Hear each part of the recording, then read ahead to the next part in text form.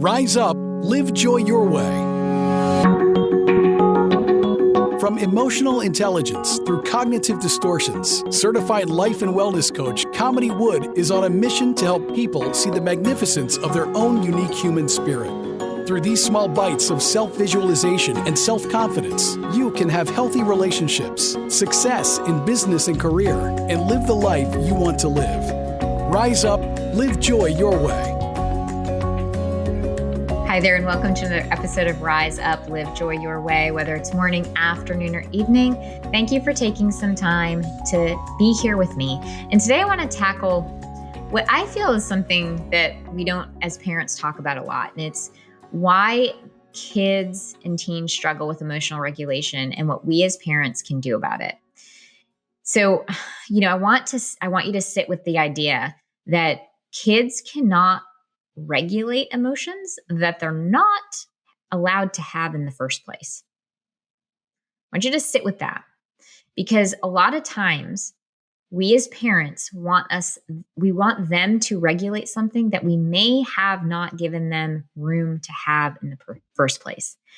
Gen X and millennial parents, we really need to pay attention to this, because when we were kids, it's important for us to pay attention to what were we taught about how to handle our emotions. A lot of us, and I'm not saying all of us, but a lot of us may not have been taught anything about handling our emotions. We weren't given any instructions on managing emotions or what it really was to have certain emotions, because a lot of times the message we received was actually we needed to shut them down. We were told things like, stop crying. You don't have anything to be sad about. Boys don't cry. Be brave. Fix your face. Get over it. Small messages that on the face of it don't seem like big deal. But, and it wasn't that our parents were bad. It wasn't that they didn't care. It's just partially is how they were raised. But it's important to recognize that those emotions, when we're sad and we're told to stop being sad, we're not acknowledging that there's an emotion of sadness. And just because we don't acknowledge it doesn't mean it disappears. What ends up happening is that we just bury the emotion, and then it'll show up later in a different way. So for many of us that were taught, just push through it. I often said I learned very early on and continued into my young adulthood to say, I just need to brave face it. We struggle with how to express how we're actually feeling.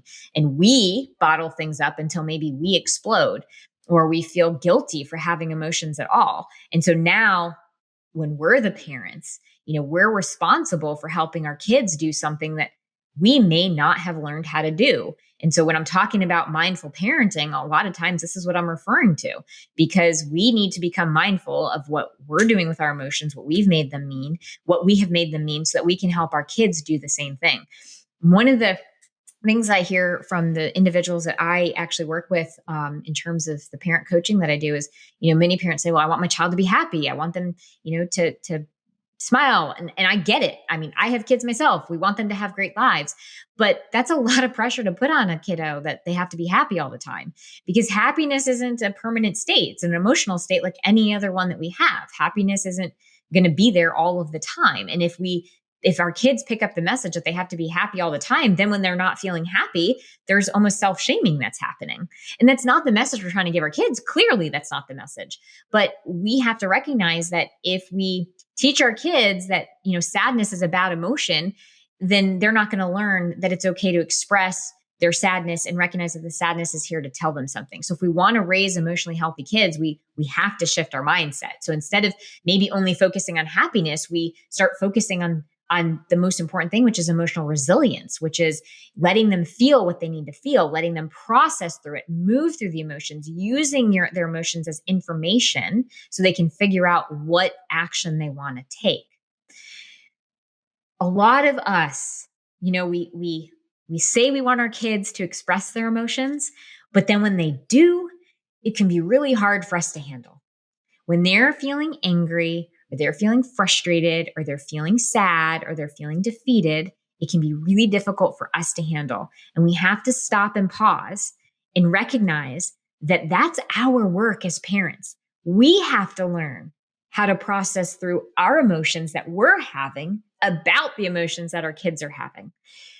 Because, we were taught that maybe those emotions are bad. And so deep down, we're having an issue with those feelings, as though now we make it mean that we might be failing as parents. So we've got to deal with that story that's going on before we can even talk to our kids, right? Because if we're thinking, why is my kid so angry? I must be doing something wrong. Or why are they so sad? I tried so hard to give them a good life. I must be doing something wrong. Or why are they so frustrated over this small thing? This is ridiculous. Again, it goes back to self-doubt about being a parent. We have to remember that emotions, again, are not good or bad. They just are. And when we shame or dismiss certain emotions, we're sending the message that I only accept you when you're happy or calm, or, we're having fun. And so then kids learn to suppress or hide, or potentially even lie about how they feel. Oftentimes that I work with young adults, it takes time for them to finally feel safe enough to put words to the fact that they're feeling anxious, because they've learned to answer, look, I'm fine. Everything's good. There's no problems. When in fact, behind the scenes, they're having thought loops on a daily basis and thinking and worrying about something, but they've been taught that that's not okay because there's something wrong with that. And so they have to learn that it's actually okay, that that's information for them that they get to work through. So what do we do instead? How do we help our kids learn to regulate their emotions when we're still learning how to do it ourselves? Well, first, it's about staying curious and empathetic, right? Acknowledge the emotion without judgment. Instead of saying, stop crying, take a moment to recognize and to acknowledge to your child, I see that you're feeling upset. Can you tell me more about what's going on? Or that looks really frustrating. Would you like to talk about it? Or that looks really frustrating. Can I just sit with you? Right? It gives them permission to have the feeling that they're feeling. It's okay. It's okay to feel upset. It's okay to feel angry. Maybe we can sit together and figure out what's going on. That's another way to approach it. And for us as parents, we need to model emotional regulation. We need to do our work.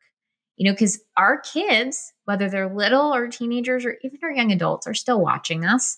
They learn from what we do, not just what we say. So if we're constantly exploding in anger, or we're shutting down, or we're saying some really mean things, they're going to take that in. So as a parent, we too can say, wow, I'm feeling really frustrated. I'm going to take a deep breath before I respond.